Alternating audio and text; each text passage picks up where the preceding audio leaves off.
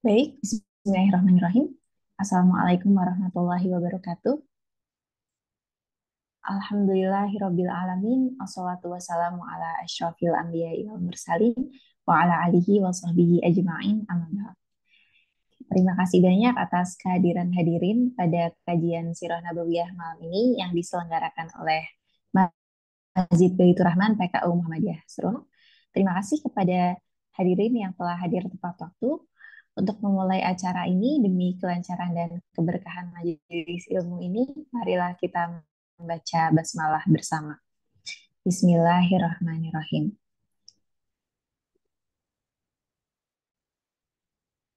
Baik. Sebelum memulai acara ini, saya ingatkan kepada hadirin untuk mendengarkan posisi palingkan dan bagi yang ingin bertanya dapat langsung menuliskan di kolom chat. Baiklah, bisa kita mulai eh, acara ini yang kali ini bertemakan menelaah kitab Syamil Muhammadiyah. Kepada Ustadz Abdul, kami silakan. Assalamualaikum warahmatullahi wabarakatuh.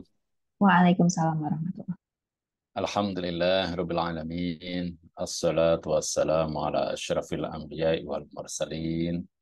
Sayyidina wa maulana Muhammadin wa ala alihi wa ashabihi ajma'in. Amma ba'du. Terima kasih kepada Mbak Nadia yang telah mengantarkan acara kajian Sirah Nabawiyah pada petang hari ini. Tema pada petang hari ini adalah tentang pakaian Rasulullah. Ya. Kita membahas kitab Syama'il Muhammadiyah, Syama'il al-Muhammadiyah, hal-hal yang terkait dengan figur Rasulullah SAW. Di sini dibicarakan tentang makanan kesukaan Rasulullah, minuman beliau, kemudian hal-hal yang terkait dengan kebiasaan beliau yang sifatnya ya kebanyakan di luar hal-hal yang terkait dengan ibadah ya. Namun ada beberapa memang sangat baik sekali jika kita ikuti. Sebagaimana dalam pertemuan-pertemuan yang lalu disampaikan bahwa Rasulullah itu selalu berpenampilan rapi, jika berjalan itu selalu cepat, beliau itu selalu mendengarkan apa yang dikatakan oleh orang, dan beliau itu jika ada orang mengajaknya berbicara, maka beliau itu akan menanggapinya dengan baik dan tidak pernah beliau itu yang pertama kali meninggalkan orang tersebut, ya. Kecuali beliau itu memohon maaf atau orang tersebut yang meninggalkan beliau. Ini sebuah penghargaan yang luar biasa. Artinya Rasulullah ini walaupun seorang pemimpin, seorang yang sangat dihormati, namun dia juga menghormati biasa. Nah, semestinya seorang pemimpin itu ya seperti itu, ya. Pada kesempatan di petang hari ini, setelah kita pada pekan yang lalu, Allah ya, apakah Rasul cat rambutnya atau tidak? Ada yang mengatakan iya, ada yang mengatakan tidak. Nah, dalam hal ini maka artinya mengecat rambut itu boleh-boleh saja. Jadi kalau bapak-bapak atau ibu-ibu yang ada di sini sudah mulai beruban, ya, kemudian ingin dicat rambutnya agar tetap tampak kelihatan muda, ya tidak apa untuk hal-hal yang terkait dengan kemaksiatan, ya. Uh,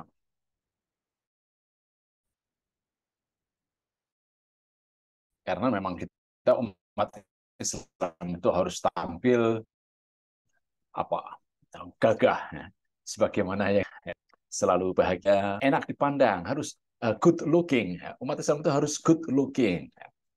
Jadi ya memilih pemimpin pun itu harus yang good looking, jangan yang yang penampilan itu kayak sepet ya, bikin sepet gitu, ya belum cuci muka itu loh. Jadi ya harus yang baik. Nah, kita akan lihat di sini. Izinkan saya untuk share screen ya. Nah, kita Syama'il Muhammadiyah ini adalah kitab kumpulan hadis mengenai sosok Rasulullah. Imam At-Tirmidzi. Imam At-Tirmidzi ini salah seorang uh, periwayat hadis ya. Dan dia kitab apa hadis-hadis yang diriwayatkan oleh beliau itu ada hadis yang sangat otentik, ya, sahih atau hasan. Nah, kita dalam bab ini adalah babu maja fi libas Rasulillah, tentang Rasulullah. Nah, yang pertama adalah dari Ummu Salamah. An Ummi Salamah, kalau kami kan yang paling disukai oleh Rasulullah adalah gamis. Nah, ini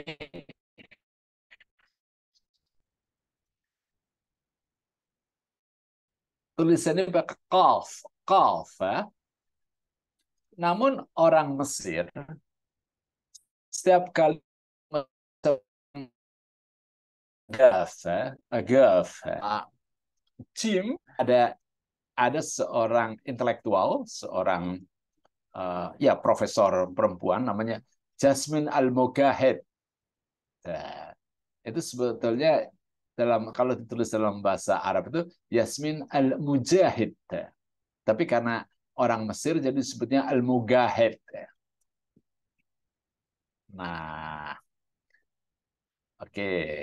Nah, sini jadi kata-kata Hamis itu disebut gamis atau gamis, kamis, gamis, itulah ya. Dan apa sebetulnya yang disebut dengan gamis itu atau komis?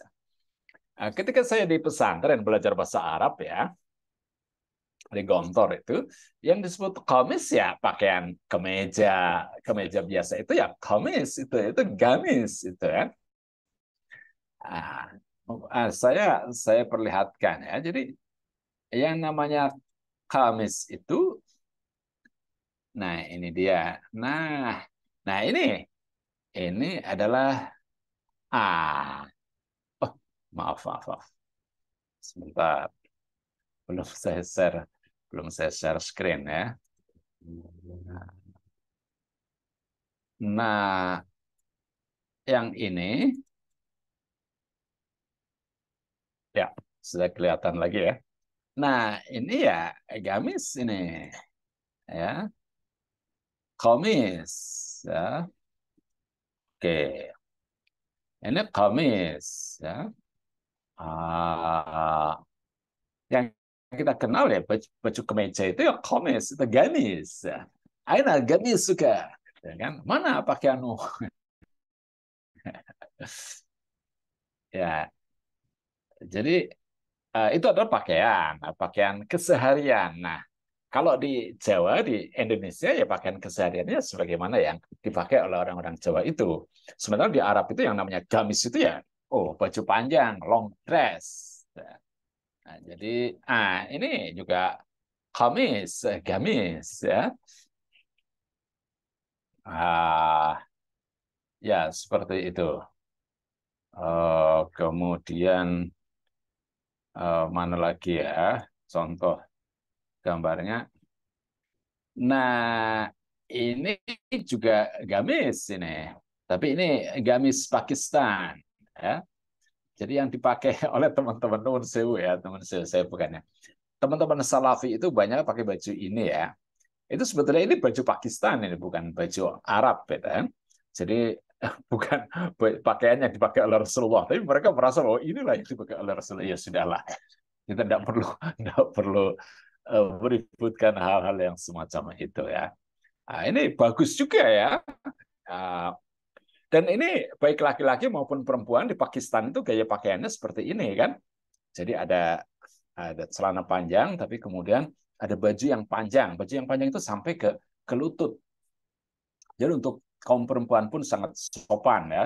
Kayak baju kurung yang ada di masyarakat Jawa Barat itu, orang-orang pakaian Jawa Barat itu seperti itu, atau baju orang-orang Minangkabau, orang dari Sumatera, baju Melayu di Sumatera itu rata-rata sampai lutut. Ya. Kemudian setelah itu pakai kain, ya, pakai kain songket atau kain sarung.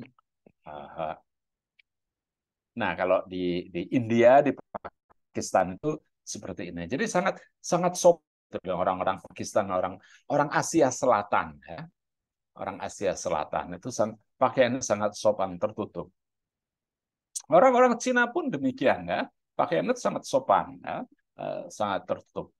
Eh, Demikian juga orang-orang Rusia yang aslinya itu mereka itu pakai kerudung. Gitu. Maka kita lihat di kartun apa? Kartun Masha, ya, Masha and the Bear itu kan. Kan ada anak kecil Rusia itu selalu pakai kerudung dan pakaiannya pakaian panjang gitu. Nah, itulah sesungguhnya pakaian yang asli dari masyarakat Kaukasus sekitar Laut Kaspia itu Rusia, Ukraina ya, Georgia dan lain sebagainya. Nah, mereka sebetulnya pakaiannya itu sangat sopan. Nah, pakaian Afghanistan pun semacam ini ya. Oh, pakai ada jasnya dan lain sebagainya. Sungguhnya ya inilah yang kalau kita tanya tentang gamis itu sebetulnya seperti apa ya, sesungguhnya bisa macam-macam bentuknya, bisa seperti ini, bisa seperti ini juga ya, atau ada juga yang seperti ini ya. Eh, Hebarah, hebarah ya. Oke, baik. Ya, kembali lagi. Saya ke nah, jadi yang dikatakan oleh Ummu Salamah ini istri Rasulullah yang sangat pandai ya. Beliau itu cerdas. Nah, dan selalu memberikan nasihat, bukan nasihat ya. Memberikan masukan kepada Rasulullah ketika Rasulullah menghadapi persoalan yang tidak mampu beliau pecahkan seorang diri. Umpamanya pada waktu setelah perjanjian Hudaybiyah, ya, ketika beliau itu menganjurkan kepada para sahabat pengikutnya yang bersama beliau itu agar memotong ternak dan mencukur rambut, ternyata tidak seorang pun yang mendengarkan perkataan beliau. Maka Ummu Salamah pun mengatakan, wahai Rasulullah, mereka semua sedang dalam keadaan galau, sehingga mereka itu tidak segera mengerjakan apa yang panjenengan perintahkan. Untuk itu, maka perlihatkan kepada mereka bagaimana panjenengan itu memotong ternak dan bagaimana panjenengan itu mencukur rambut. Insya Allah mereka itu akan mengikuti. Dan benar, ya. Jadi kita seorang pemimpin itu harus menunjukkan bahwa kita itu bekerja gitu lah, kepada kepada rakyat, kepada orang banyak. Ya. Kelak nanti mereka itu akan mengikuti. Jadi dibutuhkan keteladanan ya, dari seorang pemimpin itu. Dan pemimpin itu jangan untuk kepentingan keluarganya saja, gitu kan ya. Mentang-mentang anak seorang pemimpin itu kan,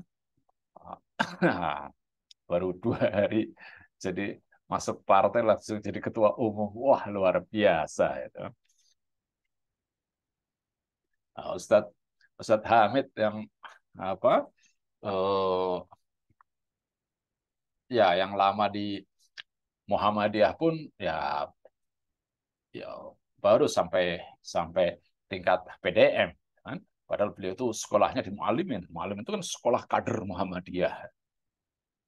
Dan di partai pun beliau itu ketua partai DPD tingkat kabupaten. Untuk ke tingkat pusat ya di sana ada banyak sekali itu kan persaingan. Artinya kita harus tunjukkan prestasi dulu sebelum sampai ke tingkat provinsi, kemudian ke tingkat pusat. ada orang baru 2 hari langsung jadi ketua umum pimpinan pusat. Wah, ini karena ada cantelan dari bapak itu kan. Oh, kan bapak saya lurah itu kan, Pak Lurah, jadi ya. Ya, naudzubillah min dzalik lah, kita hendaknya anak-anak muda itu harus bukan hanya sekedar muda ya, tapi memiliki prestasi, dan bukan karena backingan bapak saya. Innal fata mayakulu ha anadha. Inilah saya, inilah prestasi saya. Bukan mayakulu kana abi. Ya, kan, oh bapak saya kan lurah, bapak saya kan kiai, bapak saya kan ustadz. Ya belum tentu. Bapakmu memang ustadz. Kalau kamu itu salat jamaah di masjid bagaimana gitu kan? Bisa mengajar agama apa tidak? Bisa khutbah Jumat apa tidak? Nah, itu kan yang penting. Ya, baik. Jadi itu tadi ya, bahwa Rasulullah itu senang ya dengan pakaian kamis, gamis. Tapi yang namanya kamis itu ya macam-macam gitu ya.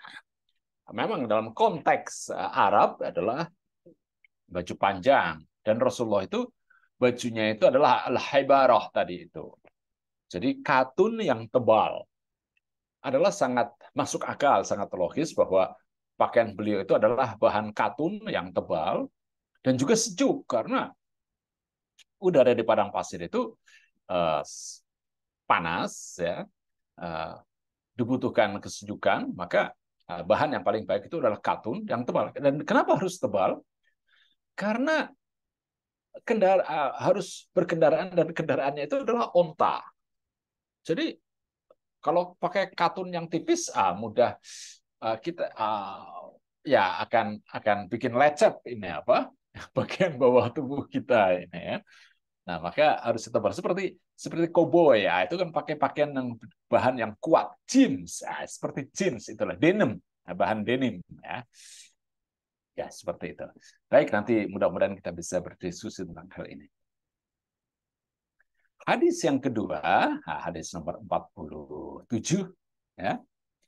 Ini dari kitab yang disunting ya, yang ditahqiq oleh Al-Albani. Al-Albani itu seorang ahli hadis yang cukup mumpuni ya, sangat otoritatif untuk zaman modern ini ya. Di abad 20. Beliau itu kelahiran dari Albania. Namanya juga Albani. Albania, dari Albania. Dulu Albania itu dikuasai oleh komunis. Sekarang sudah menjadi negara yang demokratis, insya Allah. Kemudian, oke. An Asma binti Yazid qalat, ada Asma binti Yazid, seorang sahabat ya, sahabat perempuan.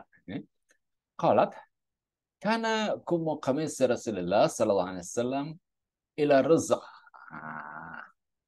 Dari Asma binti Yazid, ia berkata, lengan gamis Rasulullah sampai di pergelangan tangan. Wah, jadi lengannya panjang, sampai sampai pergelangan tangan. Walaupun pernah juga Rasulullah memakai pakaian yang lengannya pendek ya, sampai ketika beliau berdoa kelihatan ketiaknya.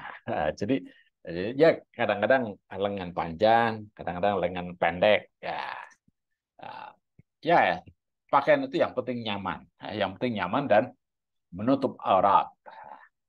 Itu yang harus kita perhatikan di sini. Bentuknya seperti apa itu terserah kultur dan juga iklim masing-masing.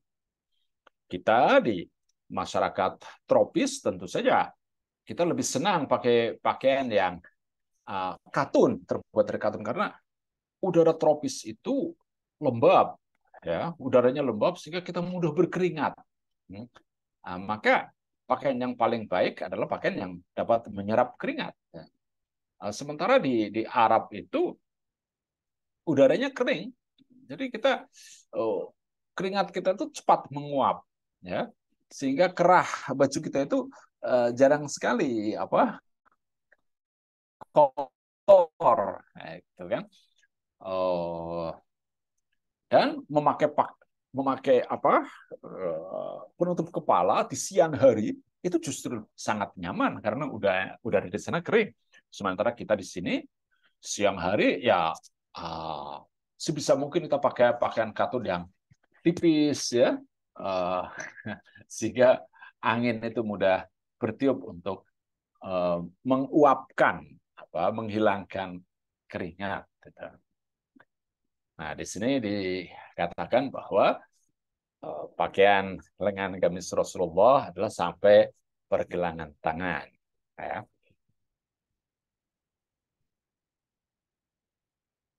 Ya, ini dia Asma binti Yazid. Kemudian dari Muawiyah binti Murrah, ya, an Abihi. Ini bukan Muawiyah bin Abi Sofyan, ya. Ini Muawiyah yang lain. Dikatakan bahwa bapaknya itu mengatakan, ataitu Rasulullah Sallallahu Alaihi Wasallam. Saya datang kepada Rasulullah Sallallahu Alaihi Wasallam fi rohtim min Muzainah linubayi'ahu. Bersama beberapa orang dari kabilah Bani Muzainah untuk berbaiat kepada beliau untuk menyatakan bahwa dirinya itu masuk Islam dan menyatakan bahwa Rasulullah itu adalah pemimpin. Wa inna qamisahu lamutlaqun. Gamis beliau tidak berkancing. Jadi bagaimana? Tidak ada kancingnya. Qala zira qamisahu mutlaqun. Kancing gamis beliau itu dari tali. Oh, tidak dari kancing, dari zir, tapi dari tali ya. Seperti baju orang Cina itu kan. Kemudian fa'adhaltu yadi fi jaybi qamisihi fa masastu al-khatam. Nah, aku masukkan tanganku di lingkar leher gamisnya dan aku menyentuh cap stempel kenabian. Nah, jadi ada bagian tubuh Rasulullah seperti tai lalat itu kan, yang agak menonjol. Jadi ada. Nah, itu sebetulnya apa? Ya bagian tubuh biasa, tapi orang menganggap itu adalah tanda kenabian, ya, sesuatu yang sakral itu. Padahal, nah tidak, itu biasa saja. Namun karena hampir semua orang tidak punya apa ya seperti tai lalat apa tompel ya, di sini di antara tulang belikat Rasulullah berwarna kemerahan ya sebesar koin serat apa 1.000 rupiah itu. Orang banyak menganggap itu tanda kenabian, padahal itu biasa, tempel biasa ya. Nah, orang ini kemudian saya menyentuh itu kan, waduh, bisa memegang tangan Rasul, bisa bersalaman dengan Rasulullah, itu sudah sangat hebat. Bertemu Rasulullah aja, dianggap sudah, kamu pernah bertemu Rasulullah ya. Apalagi ini mengatakan bahwa saya itu ini gimana caranya ya? Saya juga kadang-kadang ada hadis semacam ini ya. Bagaimana beliau itu sampai memasukkan tangannya di lingkar leher gamis Rasulullah. Maksudnya mungkin beliau memasangkan pakaian atau bagaimana itu kan. Kalau memang seperti itu berarti orang ini sangat dekat hubungannya dengan Rasulullah, bahwa beliau itu adalah orang yang sangat dekat ya, biasa memakaikan jubah atau pakaian kepada Rasulullah. Ya mungkin saja. Baik, ya, menarik sekali ya. Sepeninggal Rasulullah itu ketika umat Islam sudah menyebar, terutama di masa Umar, daerah-daerah yang tadinya bukan bagian dari wilayah Muslim, sekarang menjadi Islam, banyak orang-orang masuk Islam, tertarik kepada ajaran Islam, termasuk di Persia, kemudian oh ya di daerah-daerah eh, sekitar Syam gitu kan yang tadinya dikuasai oleh Romawi, sehingga orang-orang ingin banyak tahu tentang Rasulullah, bagaimana sifat-sifat beliau, terus termasuk baju beliau itu seperti apa, warna kesukaan beliau itu apa. Maka orang-orang yang tinggal di Madinah yang diperkirakan pernah bertemu dengan Rasulullah, oh, banyak sekali yang mengatakan, oh saya pernah bertemu Rasulullah, oh saya pernah itu, oh saya bahkan pernah berjabatan tangan dengan Rasulullah, saya pernah makan bersama Rasulullah, oh saya bahkan pernah memegang tanda kenabian di punggung Rasulullah. Semua orang mengaku bahwa dirinya itu dekat dengan Rasulullah. Ya mungkin dengan mengaku demikian, maka orang itu akan merasa akan dihormati ya sebagai orang yang dekat dengan Rasulullah, dan ya dihormati, dan status sosialnya meningkat tentu saja, dan ya ada yang mendapatkan keuntungan-keuntungan baik secara sosial, ekonomi maupun politik ya. Nah, tapi itu lumrah biasa, lumrah belaka ya, asal tidak berlebihan dan uh, tidak menyebabkan kerugian tentu saja ya. Asal tidak memanfaatkan untuk kepentingan diri sendiri sampai kemudian memanipulasi, apalagi memanipulasi aturan ya. Mentang-mentang omnya itu kan, suami tantenya, suami bibinya itu, suami buliknya itu uh, ketua Mahkamah Konstitusi ya. Ya ini bagaimana ini ya kita ini. Oke.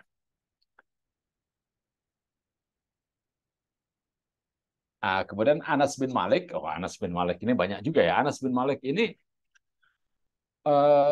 bisa dikatakan beliau itu anak muda yang bekerja di rumah tangga Rasulullah ya.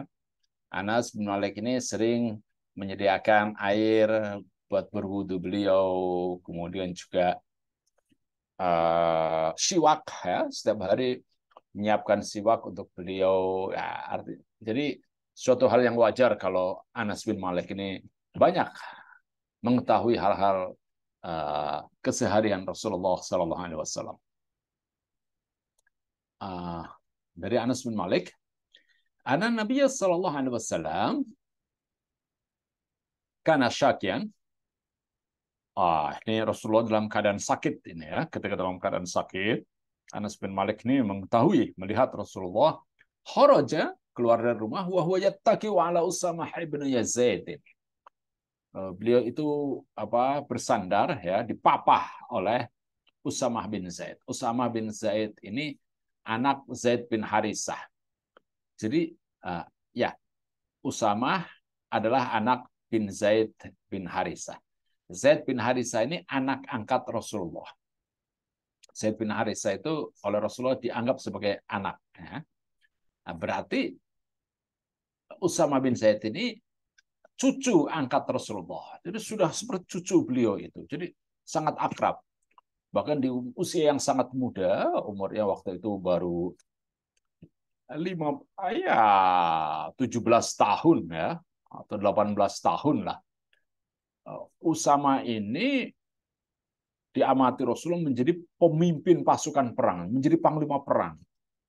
Padahal di antara anak buah Usama itu adalah para sahabat-sahabat yang sudah sangat senior, tapi Rasulullah mengangkat Usama untuk menjadi panglima perang. Ini yang namanya kaderisasi ya. Maka anak-anak muda itu kalau ditunjuk oleh orang yang lebih senior ya, oleh ketua PDM atau kepala sekolah atau rektor ya, oh kamu jadi ketua panitia apa, kamu jadi ketua senat ya, ya iya saja gitu kan. Oke, harus siap gitu. Jangan, wah saya kan nggak punya pengalaman lah, nggak usah bilang begitulah. Jokowi juga nggak pernah punya pengalaman ketika maju jadi presiden, nggak pernah punya pengalaman jadi wali kota gitu kan. Tapi kan kemudian ada orang mengatakan, orang ini hebat gitu. Sampai dia maju jadi gubernur dan kemudian jadi presiden. Nah, itu kan. Muhaimin Iskandar juga tidak pernah ada pengalaman jadi wakil presiden. Ini Gibran juga nggak pernah punya pengalaman. Jadi kepala daerah juga baru 2 tahun. Jadi belum berpengalaman dia. Nah, tapi tidak apa-apa kalau kita mendapatkan kepercayaan seperti halnya Usamah bin Zaid tadi itu. Nah, alaihi saubun qitri. Nah, qad tawassaha bihi fasalla bihim. Nah, dikatakan oleh Anas bin Malik, Rasulullah SAW dalam keadaan sakit keluar dari rumah dan dia itu dipapah oleh Usamah bin Zaid. Nah, Rasulullah pada saat itu mengenakan pakaian Qitri. Al-Qitri itu dari Qatar, ya, bikinan Qatar, Qitr. Qad tawassaha bihi fasalla bihim. Apa tawassaha ini? Yang beliau sampirkan di kedua pundaknya, kemudian beliau salat bersama mereka. Kitri itu seperti apa? Seperti jas ya, seperti jas yang panjang itu loh, biasanya dipakai oleh ya para syekh itu kan. Sudah pakai jubah putih, kemudian pakai yang hitam, ada hiasan apa keemasan atau biasanya itu ya. Oke, ya seperti syekh dari Qatar, teman. Syekh Tamim. Nah, luar biasa ya. Nah, Qatar ini negara kecil ya, tapi pendapatan per kapita penduduknya itu luar biasa. Termasuk negara paling kaya sedunia, Qatar. Oh, ya banyak klub-klub Eropa itu kan dibeli oleh para pengusaha dari Qatar. Termasuk Turki, itu ekonominya itu dibantu oleh Qatar. Ya, dan Qatar juga sama seperti Indonesia itu tidak mengadakan hubungan diplomatik dengan Israel. Indonesia, Malaysia, Qatar, Lebanon, Iran. Ya. Iran itu adalah negara-negara yang istiqomah. Ya, kita alhamdulillah lah kita begini-begini adalah negara yang tidak mau mengadakan hubungan diplomatik dengan Israel karena Israel itu adalah negara yang menjajah Palestina. Nah, bahwasanya Nabi saat itu sedang sakit, lalu beliau keluar sambil bersandar kepada Usamah bin Zaid. Ya. Beliau memakai pakaian kitri dari Qatar ya, pakaian uh, dari Yaman. Ini Qatar pada waktu itu merupakan bagian dari Yaman, ya, yang beliau sampirkan di kedua pundaknya. Kemudian beliau sholat bersama mereka bersama Usamah bin Zaid. Sebenarnya kalau di sini ya oke.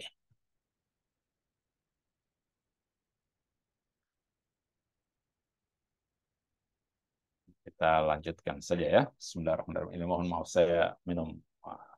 Bismillahirrahmanirrahim.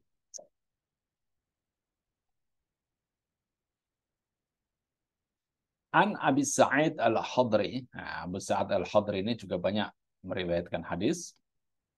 Qala kana Rasulullah sallallahu alaihi wasallam idza istajadda sauban.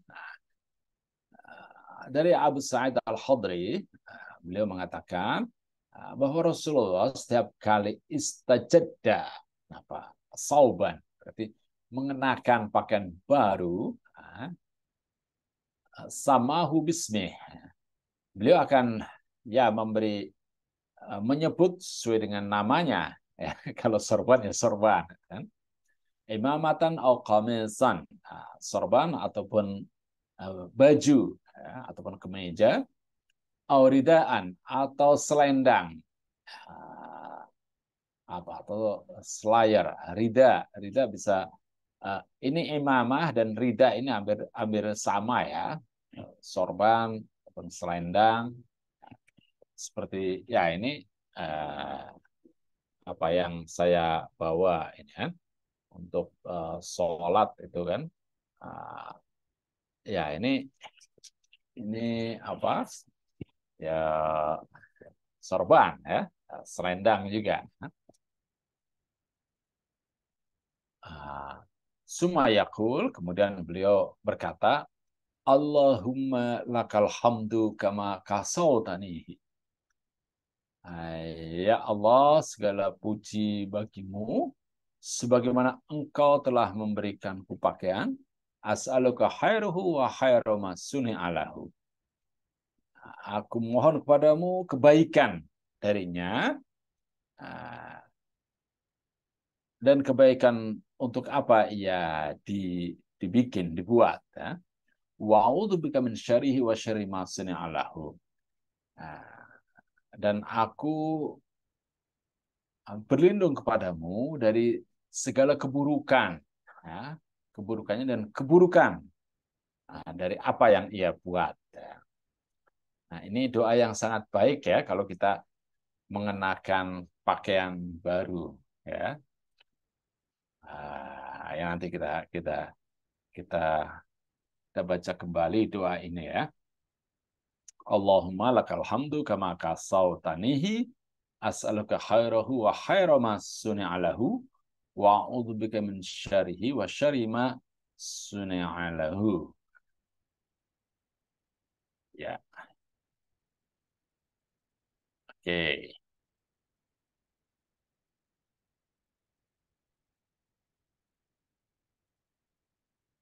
Kemudian An Anas bin Malik qala kana ahabba siyabi ila Rasulullah sallallahu alaihi wasallam yalbasu al-hibarah. Nah, tadi ya. Pakaian yang paling disukai Rasulullah untuk beliau adalah hibarah. Hibarah, kamis, itu gamis, kamis, gamis, hibarah itu sebetulnya pakaian yang sama. Ya, pakaian yang sama. Hibarah itu karena gamis yang terbuat dari katun yang tebal. Ya. Katun yang tebal dan sejuk. Denim. Hibarah.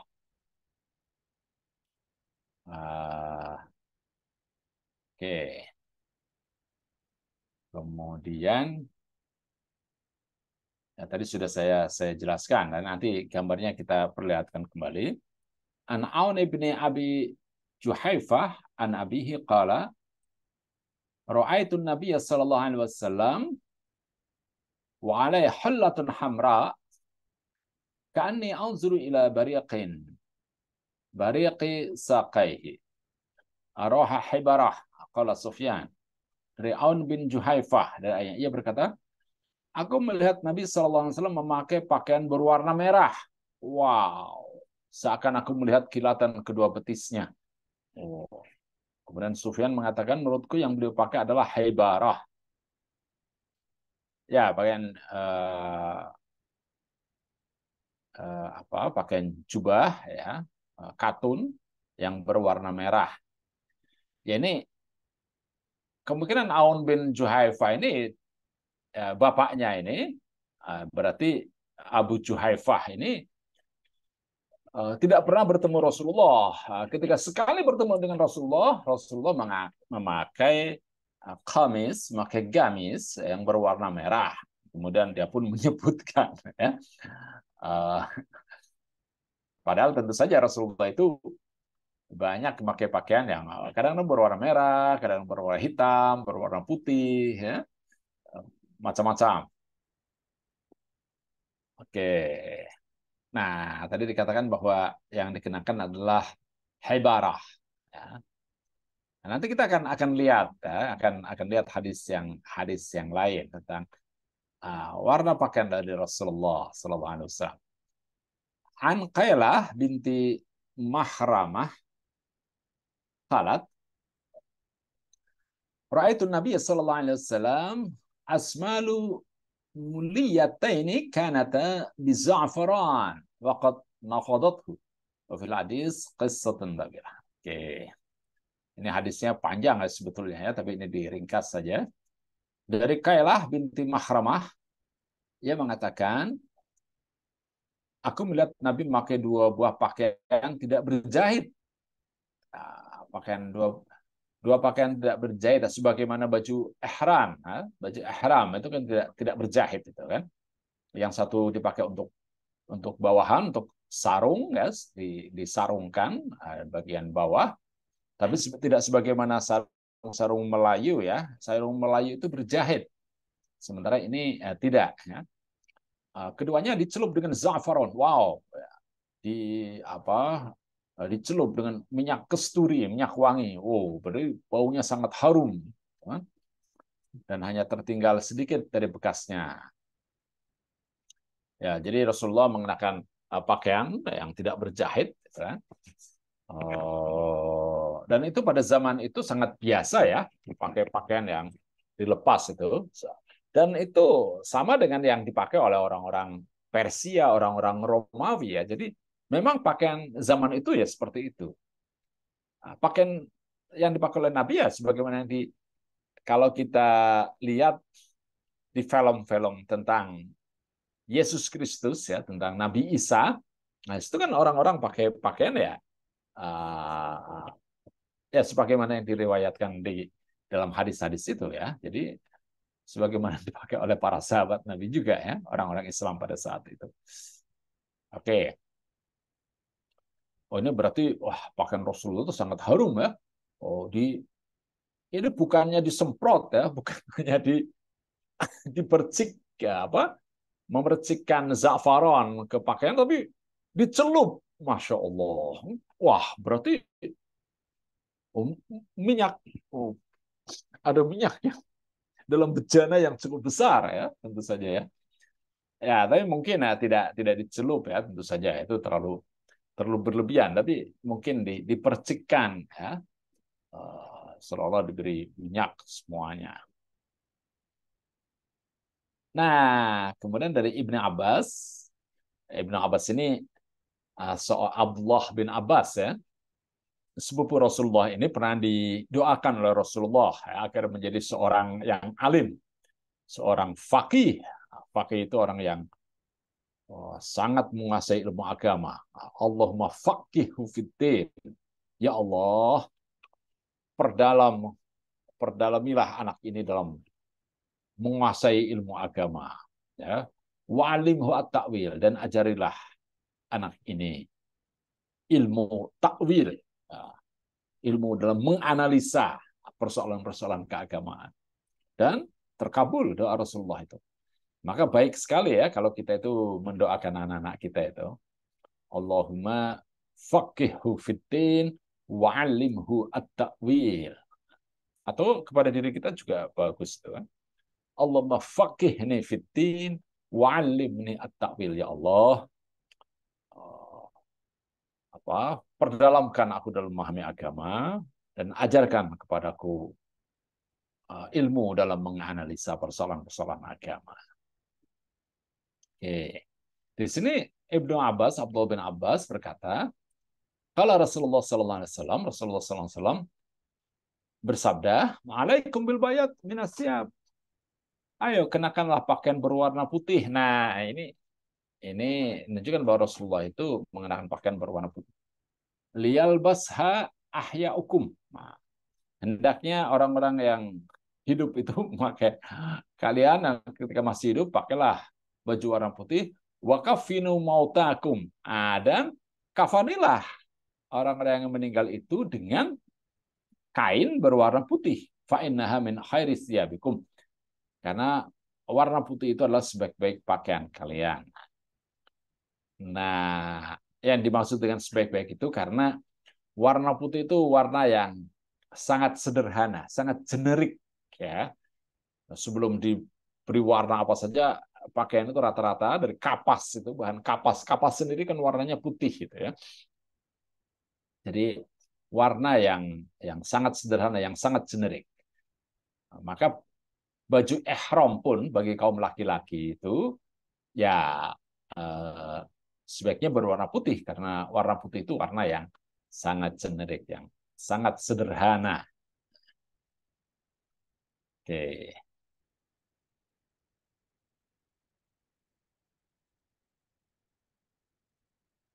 Dari Samuro juga dikatakan ya, Ibnu Jundab, Rasulullah SAW bersabda, kalau Rasulullah SAW, ilbasu al-bayat, kenakanlah pakaian yang berwarna putih, fa innaha atharun wa atyab, sungguhnya dia lebih suci dan lebih baik, ya. Wa kafinu fiha mautakum, dan kafanilah orang-orang yang meninggal di dunia di antara kalian dengan kafan berwarna putih. Oke. Kemudian dari Aisyah, kharaja Rasulullah sallallahu alaihi wasallam dzata ghadatin wa 'aidatin mirtun min sya'rin aswad. Oh, wow. Ini Aisyah mengatakan bahwa suatu pagi Rasulullah keluar dan memakai jubah dari bulu berwarna hitam. Wah, ini mungkin karena cuaca dingin ya, pagi hari ya. Jadi Rasulullah memiliki jubah yang apa dari bulu ya, bulu bulu bulu hewan, bulu binatang ya, yang tentu saja sangat mahal itu kan. Wah, ya, tapi karena fungsional ya, untuk kenyamanan dan untuk kehangatan ya. Kalau sekarang tentu saja harganya sangat mahal, dan ya ada hewan-hewan yang dilindungi yang tidak boleh ya dipakai untuk eh, bahan apa untuk pakaian ya, kecuali kalau dari domba, dari apa biri-biri, ya itu sangat pas lah ya. Kemudian Anil Mughirah bin Syabban, Nabi sallallahu alaihi wasallam bisa jubah rumiyah dayiqatal qaumaini, bahwa Rasulullah sallallahu alaihi wasallam mengenakan pakaian jubah Romawi ya, jubatan rumiyah Romawi dayiqatal qaumaini, yang lengannya itu sempit ya. Seperti apa sebetulnya ya? Dikatakan bahwasanya Nabi mengenakan jubah Romawi yang sempit lingkar lengannya. Oke, baik. Kita lihat di sini. Ya, yang seperti apa ini? Oke.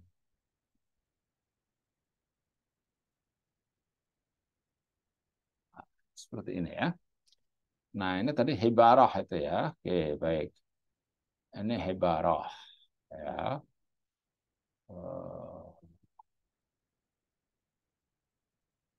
Nah, bisa terlihat ya. Nah, ini jubah yang semacam ini yang disebut gamis itu ya, seperti ini, qamis ya, seperti. Nah, ini pakaian Romawi, ini kan ini pakai jubah ini orang-orang ini kan. Nah, kemungkinan yang disebut sempit ini seperti ini ya. Jadi bagian lengan itu, bagian apa? Pergelangan tangan itu memang sempit, sebagaimana kemeja kita, kemeja kaum lelaki zaman modern itu kan seperti itu karena ada kancingnya. Nah, ini juga pakaian Romawi ya, sangat keren ya. Nah, Rasulullah itu pernah mengenakan pakaian ini ketika dalam perang Tabuk ya, ketika beliau itu pergi ke perang Tabuk. Ya, oke. Seperti apa lagi? Nah, perlu kita lihat ini ya. Pakaiannya seperti baju ihram ini ya. Nah, tapi ini berjahit ya, ini berjahit. Ya, ini juga berjahit. Ya. Tapi Rasulullah pernah mengenakan pakaian yang uh, dua helai pakaian yang tidak berjahit ya, mungkin seperti pakaian ihram. Nah, pakaian pada para sahabat itu seperti itu, memang modelnya itu sebagaimana yang dari model pakaian Romawi, dan Romawi saat itu adalah bangsa yang menjadi apa ya, cermin ya, peradaban yang maju, sehingga sangat wajar kalau bangsa-bangsa lain pun mengikuti cara berpakaian orang-orang Romawi pada waktu itu. Dan ya kalau zaman sekarang ini dianggap pakaian yang sangat Islami ya, padahal ini sangat Romawi. Ya, pakai jubah seperti ini.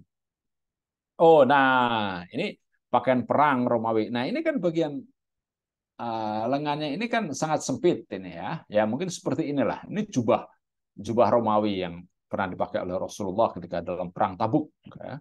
Wah, gagah ya, tentu saja ya. Referensi orang-orang tentang pakaian, tentang peperangan pun adalah Romawi tentu saja pada waktu itu. Oke, nah ini gamis ya, ini gamis Pakistan ya, sebagaimana yang sering dipakai orang-orang Salafi ya. Mereka bukan pakaian dipakai oleh Rasulullah itu, tapi orang Pakistan. Tapi tidak apa-apa, bukan masalah. bukan suatu hal yang terlalu penting. Ini kemeja itu ya gamis itu, komis, gamis. Ya ini juga gamis. Kalau ini khuf, oke ini kesempatannya. Nah, ini jubah dari bulu ini. Wah, keren banget ya. Rasulullah pakai pakaian kayak gini ya. Nah, ini jubah dari bulu seperti ini. Nah, ini dia doa, doa mengenakan pakaian baru ya. Oke. Allahumma lakal hamdu anta kasautanihi lakal hamdu kama kasautanihi as'aluka khair wa khair ma alahu wa a'udzu bika min syarrihi wa syarri ma alahu. Allahumma lakal hamdu anta kasautanihi as'aluka khairahu. Oh ya. Oke. Ya Allah, bagimu segala puji, Engkau telah memakaikannya untukku. Nah, aku mohon kepadamu kebaikannya dan kebaikan apa yang ia dijadikan untuknya, dan aku berlindung dari keburukannya dan keburukan apa yang ia dijadikan untuknya. Nah, ini doa mengenakan pakaian baik. Baik, Mbak Nadia, saya kira cukup ya. Barangkali ada pertanyaan, silakan. Baik, terima kasih banyak Ustadz Abduh atas penjelasannya. Tadi beberapa kali sempat terputus, mungkin koneksinya kurang stabil, tapi 90% terdengar jelas dan lancar. Oke, terima kasih Ustadz Abduh. Ada pertanyaan dari Ibu Emi Widayanti dan Pak Heri Prianto.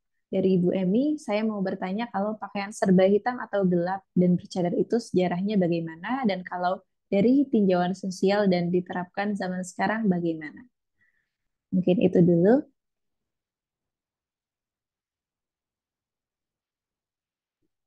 Ya, baik, Mbak Nadia. Uh, dari mana nih? Uh, itu dari Bu Emi ya pertanyaan. Oh, Heri Prianto ya. Ah, tentang apa yang dicat rambutnya? Iya, Mbak. Tentang dari Bu Emi, pertanyaan Bu Oh, Emi. Bu Emi dari Bu Emi ya. Kalau pakaian serba Ya. hitam ya ini ya. Gelap dan bercadar itu sejarahnya bagaimana dan kalau dari tujuan saya. Oke, baik, baik Bu Emi ya.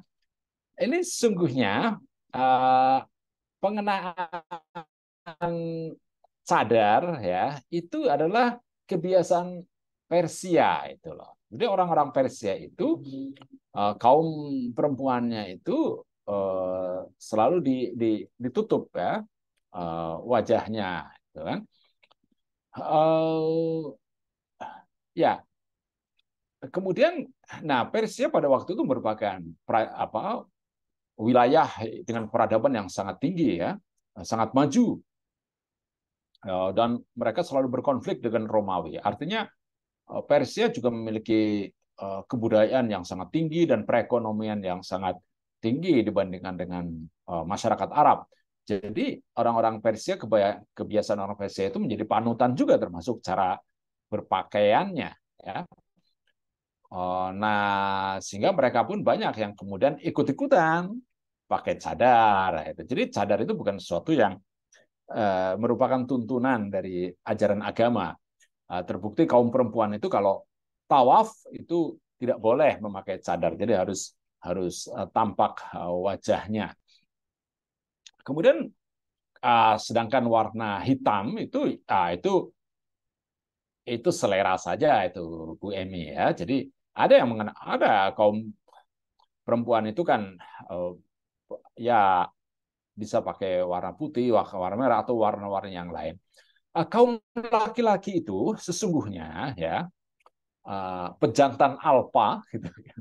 Jadi kaum laki-laki yang macho itu pada awalnya kepala-kepala pimpinan suku, kepala suku di India, umpamanya lihat gitu kan. Mereka pasti pakai pakaian dengan bulu-bulu yang berwarna-warni, berwarna-warni. Jadi penuh hiasan itu, penuh ornamen itu. Uh, tapi dalam perjalanannya, kemudian kaum laki-laki ini pakaiannya jadi ya sangat membosankan itu kan. Pakaiannya paling coklat, hitam, abu-abu, biru, gitu kan, putih ya. Uh, Kemudian modelnya juga itu saja. Sementara yang beraneka macam itu sekarang malah kaum perempuan ya.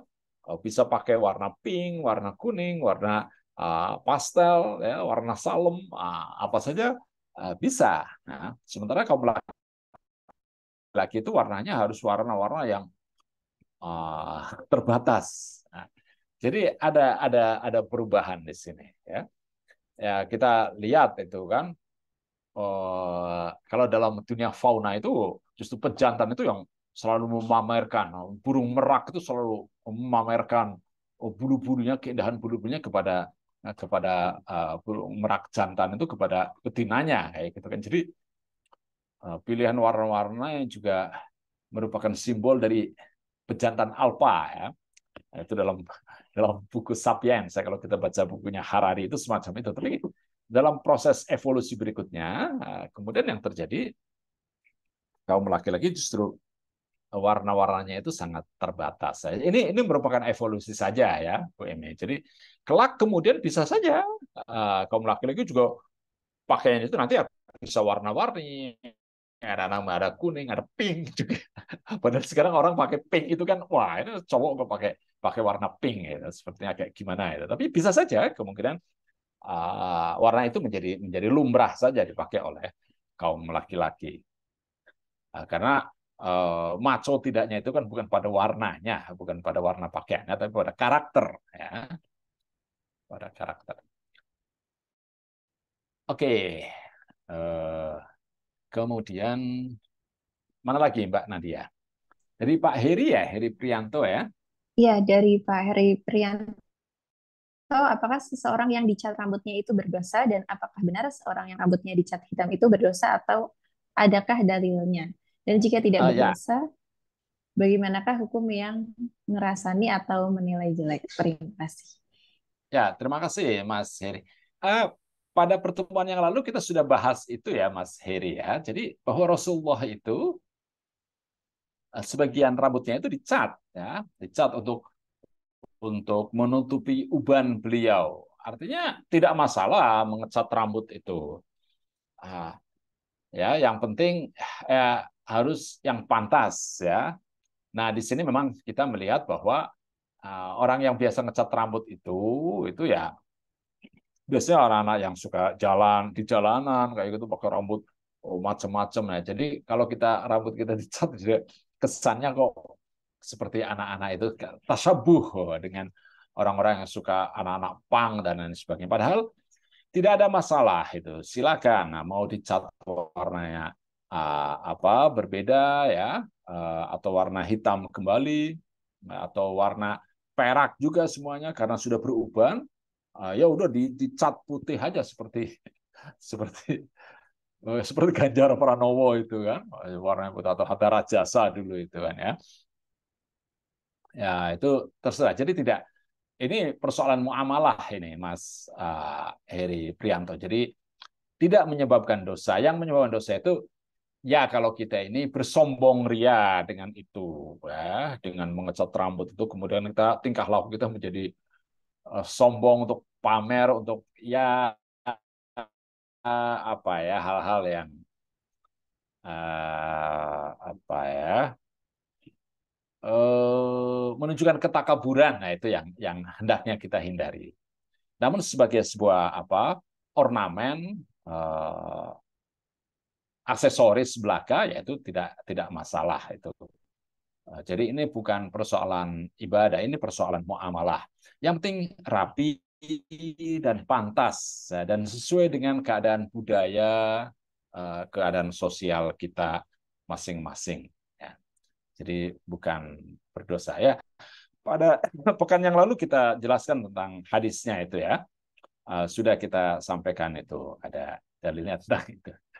J, dan jika tidak berdosa, bagaimana hukum yang ngerasani atau oh ya, jadi begini,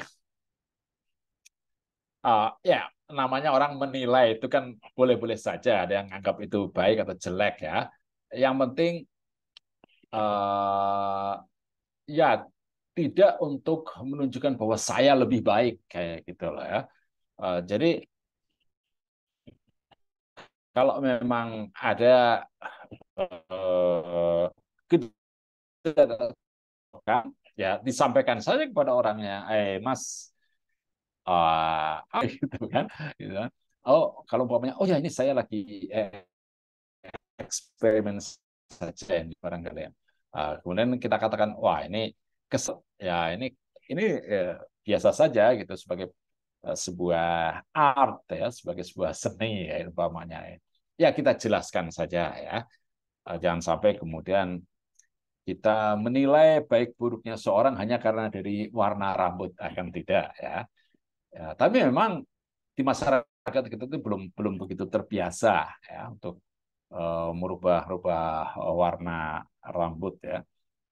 Ya kembali kepada irfan. Kita harus berbuat itu harus sesuai dengan orf, sesuai dengan kebiasaan suatu masyarakat. Ya. Jadi secara bayani, burhani dan irfani. Irfan itu dengan kepantasan, dengan rasa. Ini kira-kira cocok nggak ya dengan masyarakat ya? Nah, seperti itu, Mas Heri. Ya, tetap kalau ngerasani dengan ya ya janganlah ya. Nah, oke. Oh, ada lagi ya dari Nurul Hidayat itu, Mbak Nadia. Ah, oh ya, menarik ini. Ini saya pernah melihat perempuan berwudu di tempat umum tanpa melepas sepatunya. Jadi yang dibasuh itu sepatunya. Ya, tadi itu saya memperlihatkan ya, memperlihatkan Hof itu. Sebentar, saya Hof mana ya? Oke. Nah, ini adalah sepatu ya, yang kalau kita memakai ini ya, itu di Masjidil Haram banyak orang yang masuk ke masjid dengan seperti ini. Ini seperti kasut ya, seperti sepatu tapi untuk dalam ruangan. Nah, banyak orang di masjid itu pakai semacam ini. Nah, ketika berwudu, ini tidak perlu dicopot ini, tidak perlu dilepas, tapi cukup diusap bagian bagian depannya. Bagian atas ya, justru bukan bagian bawahnya, bagian atasnya saja. Maka kemungkinan yang dilihat oleh Pak Nurul Hidayat itu ya seperti itu. Jadi banyak orang pakai sepatu ya, yang kemudian tetap eh, ya sepatu yang dalam rumah, dalam ruangan, kemudian tetap dengan sepatu itu tetap dipakai untuk sholat itu ya. Jadi itu adalah khuf ya, sepatu dalam ruangan. Di kita jarang ya karena udara kita itu memang sudah cukup nyaman walaupun tanpa tanpa kasut semacam itu. Tapi kalau di daerah-daerah seperti Arab, di daerah-daerah subtropis atau di daerah yang dingin itu memakai harus pakai hoof itu harus dari kulit itu harus selalu setiap saat karena kalau dilepas saja itu bisa beku kedinginan. Nah, kita harus maklumi karena masalah cuaca, masalah iklim. Jadi itu banyak sekali dan ada hadisnya memang boleh ya kita berwudu tanpa harus melepas hoof itu tadi ya, sepatu itu. Nah, ya bentuknya seperti sepatu bot itu jadi agak tinggi ya, jadi menutup betis juga gitu, kalau bagi kaum perempuan. Oke, saya langsung aja ya Mbak Nadia ya. Ini karena waktunya sudah lewat. Bab berpakaian sudah dijelaskan. Jika kita takziah, tidak diperbolehkan memakai pakaian hitam secara sengaja. Contoh sekarang ini orang-orang yang bertakziah banyak sekali memakai pakaian hitam. Bahkan di masyarakat kita sudah memakai. Ya sebetulnya tidak ada aturan yang ini Pak Sutrisno ya. Jadi boleh pakaian pakaian hitam tidak masalah itu kan. Hitam itu tanda tanda duka juga. Jadi pakaian hitam itu menunjukkan bahwa kita sedang berduka. Pakaian putih, ya pakaian putih juga pakaian yang cukup sederhana, cukup generik. Uh, yang kita dianjurkan untuk tidak memakai pakaian yang dengan warna-warna yang menyolok, ya, seperti banyak berbunga-bunga yang biasanya dipakai untuk kondangan, untuk pesta, ya. Kemudian kok kita pakai untuk bertakziah, nah itu ya sebetulnya tidak terlalu masalah, cuman itu kan tidak pantas saja, ya, bukan pada tempatnya. Jadi ini tidak terkait dengan dosa apa tidak berdosa, berpahala apa tidak. Ini persoalan muamalah saja. Tapi mari kita dalam suasana ketika orang sedang berduka, ya kita memakai pakaian yang sederhana. Pakaian warna putih, warna hitam itu tidak masalah, itu tidak masalah. Jadi uh, tidak ada ya yang melarang orang datang ke acara takziah memakai pakaian hitam, itu tidak ada larangan semacam itu. Ini karena ini adalah persoalan muamalah, bukan persoalan ibadah, Pak Sutrisno. Jadi boleh-boleh saja kita pakai pakaian yang warna hitam atau warna putih. Saya kira begitu ya, Bapak-bapak, Ibu-ibu. Ini kita sudah lewat dari pukul 20 lewat 30 ya. Mudah-mudahan apa yang saya sampaikan itu bermanfaat. Dan mari kita akhiri dengan membaca doa bersama-sama. Bismillahirrahmanirrahim.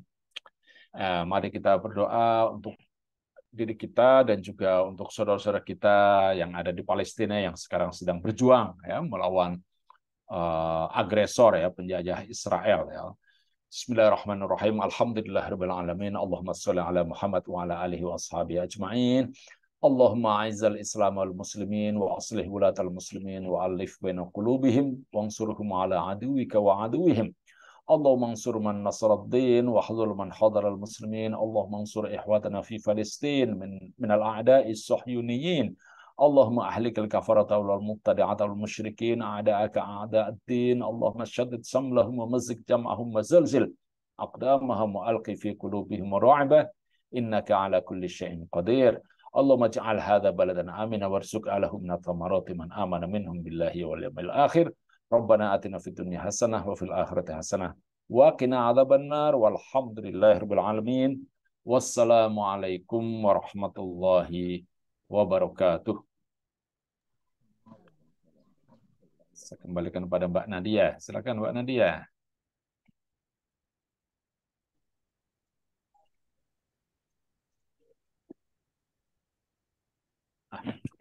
Mana Mbak Nadia?